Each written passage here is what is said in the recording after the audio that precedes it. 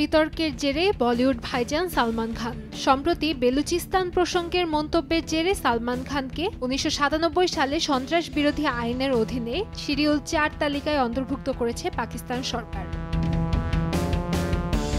পাকিস্তানের এই তালিকা ব্ল্যাকলিস্ট হিসেবে পরিচিত। সন্ত্রাসবাদের সঙ্গে সম্পৃক্ত সন্দেহভাজন ব্যক্তিদের নাম থাকে এ তালিকায়। এই ঘটনাকে সালমান খানের বক্তব্য ভুল ব্যাখ্যা বলে উল্লেখ করেছেন নেটিজেনরা। সম্প্রতি সৌদি আরবের রিয়াদে একটি অনুষ্ঠানে গিয়েছিলেন সালমান। সেখানে ভারতীয় সিনেমার উন্নতি নিয়ে কথা বলেন তিনি। তখনই বেলুচিস্তানকে ভিন্ন দেশ হিসেবে উল্লেখ করেন ভাইজান। এই মন্তব্যের জেরে সালমানকে সন্ত্রাসবাদী তোকমা দিয়েছে পাকিস্তান সরকার। এমনকি বলিউড তারকাকে নিষিদ্ধ ঘোষণাও করেছে তারা। তবে এ বিষয়ে এখনো কোনো প্রতিক্রিয়া জানাননি সালমান।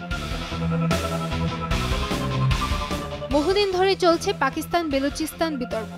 স্বাধীন রাষ্ট্রের স্বীকৃতি চায় বেলুচিস্তান, কিন্তু পাকিস্তান সরকারের দাবি তাদের দেশের অন্যতম গুরুত্বপূর্ণ অংশ এটি। সালমানের মন্তব্য এই বিতর্ক আরও উস্কে দিয়েছে বলে মনে করছেন তারা।